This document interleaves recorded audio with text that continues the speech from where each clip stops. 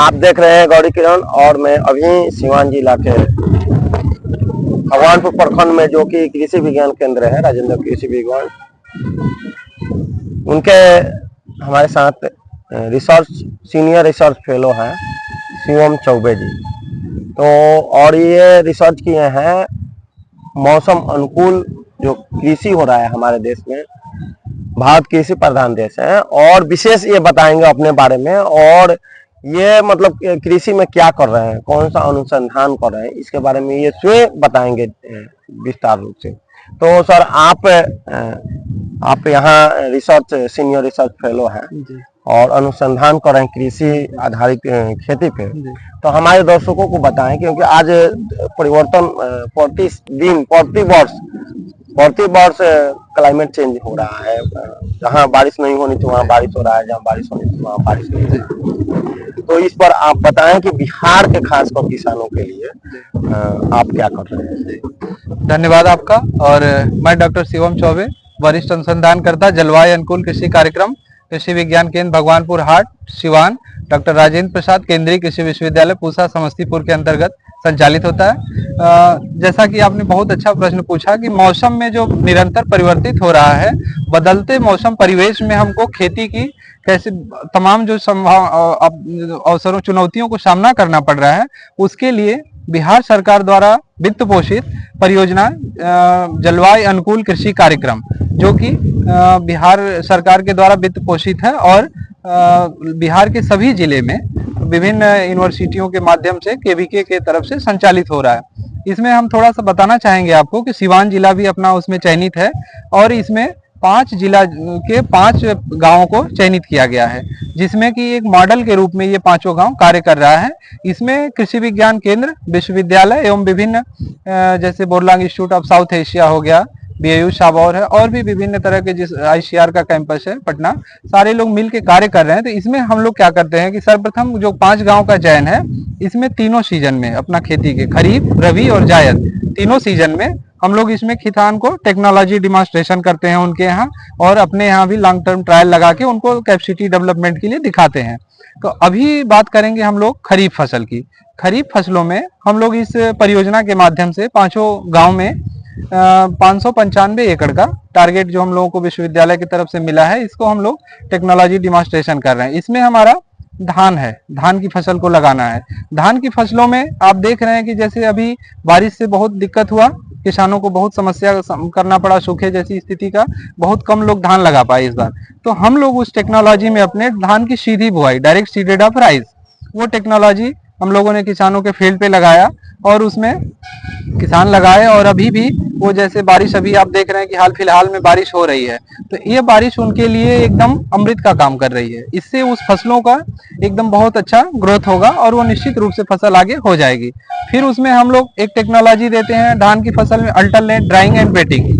तो उसमें हम लोग एक पाइप फिट करते हैं 45 सेंटीमीटर का, और आप देखेंगे कि जैसे ये धान का फसल है इसमें हम लगाएंगे, और हम आप देखते हैं कि जब ये पौधे मिट्टी सूखने लगता है तो इसमें हमको सिंचाई की जरूरत है, लेकिन हम उस पाइप के माध्यम से देखते हैं कि रूट जोन में हमारा जो जड़ क्षेत्र है उसमें नमी है, तो उस हिसाब से हम पानी का निर्धारित करते हैं। फिर इसमें एक धान में टेक्नोलॉजी है इंटीग्रेटेड न्यूट्रिएंट मैनेजमेंट, हम समेकित पोषक तत्व प्रबंधन भी करते हैं, और हमारा 20 एकड़ का टारगेट उसमें रहता है कम्युनिटी इरिगेशन का। तो ये भी 5 गांव में संपादित होता है। और इसके साथ साथ मक्का है। मक्का में हम लोग 2 टेक्नोलॉजी देते हैं, एक रेज बेड देते हैं। अभी आप देख रहे हैं कि इस खेतों में जैसे पानी भर गया है, तो अभी इस साल बारिश कम हुआ है, लेकिन आप देखेंगे कि बिहार में जो अपना खास तौर से ये एरिया है, बारिश में डूबने लगता है कहीं कहीं। तो जब डूबता है तो इसमें जब हम रेज बेड बनाते हैं, एक मेड़ बनाते हैं 15 सेंटीमीटर ऊंचाई की, उस पे जब हम सोइंग करते हैं तो पानी निकल जाता है, और जो नाली बनती है वो ड्रेनेज का भी काम करता है, जल निकास नाली के रूप में भी, तो वो पानी निकल जाता है और उस पे जो हमारी फसल होती है वो सूखता नहीं है, गलता नहीं है। तो इस बार हम लोग सोयाबीन और मक्का का फसली खेती कराए हैं, मक्का का रेजबेड प्लांटिंग कराए और अरहर लगवाए हैं। और इस तरह से 5 गांव में 595 एकड़ का हमारा जो लक्ष्य था वो हम लोगों ने समय अनुसार पूरा किया। जो यहाँ आप लोग काम कर रहे हैं वहाँ के लोग तो प्रभावित होंगे, लेकिन जहाँ आप लोग काम नहीं कर रहे हैं उनको कैसे प्रभावित करेंगे? जी, इसमें जैसे हम लोग क्या करते हैं कि जो टेक्नोलॉजी किसान के फील्ड पे लगाते हैं, उसी का एक यहाँ 1 हेक्टेयर एरिया में लॉन्ग टर्म ट्रायल लगा है। इसमें 10 क्रॉपिंग सिस्टम है हमारा, आपने देखा भी वहां पे।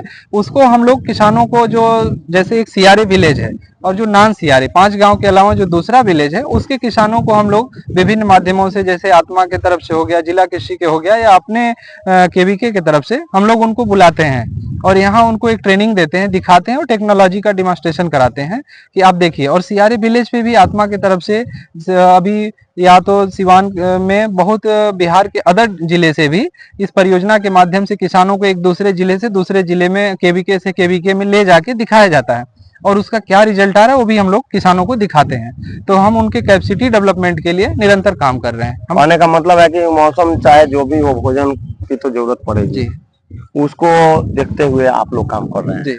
कि मौसम कोई भी हो हम फसल उगाएंगे। जी, हम लोग ऐसा करेंगे कि जैसे मौसम परिवर्तित हो रहा है और इसमें ऐसा इतना परिवर्तन हो रहा है, प्रत्याशित मौसम में बदलाव हो रहा है, इसमें हम अंदाजा लगा नहीं पा रहे हैं कि आज बारिश का अनुमान हो रहा है, फेल हो जा रहा है वो। हाँ। तो उस कंडीशन में हम क्या करेंगे कि जैसे अभी हम मोटे अनाज की तरफ गए हैं, इस परियोजना से भी हम लोग किसानों को दे रहे हैं और ऐसे भी हम लोग किसानों को प्रमोट कर रहे हैं। अभी बिहार सरकार भी मोटे अनाज की तरफ बहुत प्रमोट कर रही है किसानों को।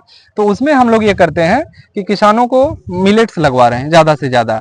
अभी हमारा है रागी है, सावा है, कौनी है, इसका भी बीज हम लोगों ने किसानों को दिया और टेक्नोलॉजी से डिमॉन्स्ट्रेशन कराया है। तो इसमें भी है कि अगर कहीं बारिश नहीं भी हो रहा है तो वो फसलें सूखा सहन कर सकती हैं, तब भी हम हो रहा है और हमारा उत्पादन कुछ किसानों को प्रभावित कम कर रहा है। अच्छा, जो मक्का का फसल जो लगाते हैं, अभी तो बारिश हो रही है, जो जनवरी फरवरी के माह में जो मक्का का पौधा लगाया जाता है, जो मई जून में कटता है, तो उसके लिए जो मतलब टेम्परेचर बहुत उस समय हाई रहता है, उसके लिए आप लोग क्या कर रहे हैं? उसको देखिए, ये है कि जो हमारा एक सोइंग विंडो है, हम जो भी फसल लगाएं ये ध्यान दें कि जब हमारा बुआई का समय प्रारंभ हो रहा है और जो बुआई का अंत है, उस हिसाब से वैरायटी का चयन करें। यदि हम समय अनुसार बुआई कर रहे हैं तो हमेशा लंबी अवधि का प्रजाति का चयन करें और समय अनुसार बुआई करें।